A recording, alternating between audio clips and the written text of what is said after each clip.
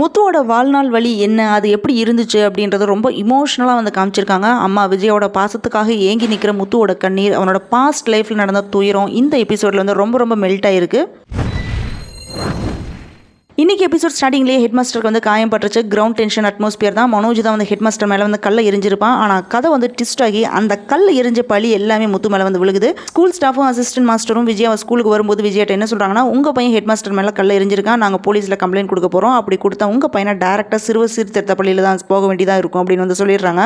இந்த மாதிரி டீச்சர்ஸ் சொன்ன உடனே அதுக்கு விஜயா எந்த ஆன்சருமே சொல்லாமல் சைலண்டாக வந்து இருக்காங்க. அந்த நேரத்தில் விஜயோட ஃபேஸ் பார்த்தீங்கன்னா அப்படியே கல் மாதிரி வந்து இருக்குது. எக்ஸ்பெக்ட் பண்ணாத மாதிரி என் பையன் வந்து தப்பு பண்ண மாட்டான் அப்படின்னு வந்து சொல்லாமல் வாயை திறக்காம சும்மா வந்து நிற்கிறாங்க. அந்த சைலன்ஸ்னால முத்துவோட இதயமே வந்து உடஞ்சு போயிடுது. வீட்டுக்கு வந்ததுக்கப்புறம் அண்ணாமலையும் பாட்டியும் ஆவேசமாக விஜயாவை வந்து திட்டுறாங்க. அண்ணாமலையும் பாட்டியும் முத்து பக்கம் நின்றுட்டு என்ன சொல்கிறாங்கன்னா, அவன் ரவுடி கிடையாது, நீ எப்பவுமே பையனை பார்த்து அவன் ரவுடி அவன் முரடன்னு சொல்லிட்டே இருக்கு, ஆனால் அவன் அப்படியா, அவன் தம்பி மாதிரி இவன் நல்லவே, நீயே அவனுக்காக பேசி என் பையன் வந்து தப்பு பண்ணல அப்படின்னு சொல்லணும் தானே, ஆனால் நீயே பழியை போட்டுட்டு அவனை சீர்திருத்த பள்ளிக்கு அனுப்பலாமா அப்படின்னு வந்து கேட்குறாங்க. அவன் இந்த தப்பை பண்ணியிருக்கவே மாட்டான், நீ அவனுக்கு தானே சப்போர்ட் பண்ணி பேசியிருக்கணும் அப்படின்னு வந்து கேட்குறாங்க ரெண்டு பேருமே. அதுக்கு விஜய் என்ன சொல்கிறாங்கன்னா, இவன் தான் வந்து செஞ்சிருப்பான், நான் பெத்த பையன் தானே, அவன் சீர்திருத்த பள்ளிக்கே வந்து போகட்டும், அப்போ தான் எனக்கு வந்து நிம்மதி அப்படின்னு வந்து சொன்ன உடனே அந்த வார்த்தையை கேட்ட உடனே பாட்டிக்கும் அண்ணாமலைக்கும் மின்னல் அடிச்ச மாதிரி ஷாக் ஆகுறாங்க. கொஞ்ச நேரத்தில் போலீஸ் ஜீப் வந்து முத்து வந்து கூட்டிகிட்டு போயிடுறாங்க. அழுதுட்டே அம்மா வந்து ஒரு தடவை முத்து வந்து பார்க்குறான். அம்மா நீங்கள் ஒரு வார்த்தை சொன்னால் போதும், என் பையன் தப்பு பண்ணல அப்படின்னு சொன்னால் போதும், ஆனால் அந்த வார்த்தை உங்ககிட்ட இருந்து வரவே இல்லை அப்படின்னு முத்துவோட மனசு அதை நினைச்சு நொறுங்கிடுது. முத்துவும் அண்ணாமலையும் பாட்டியும் இந்த மூணு பேரும் வந்து கண்கலங்கி வந்து நிற்கிறாங்க.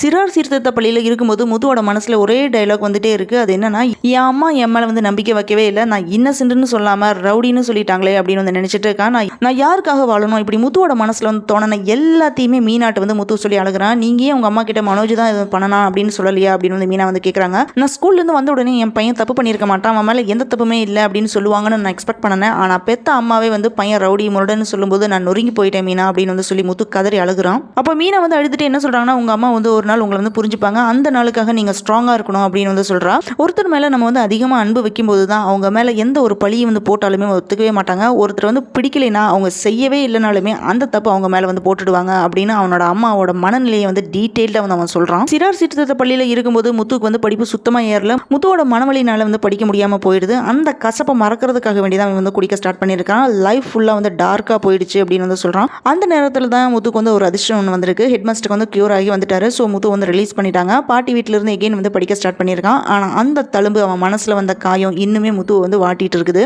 அம்மா என்ன நம்பாம போயிட்டாங்களே அப்படின்ற கவலை ஒரு பக்கம், அதனால தான் முத்து வந்து குடிக்கிறான் இப்போ வரைக்குமே.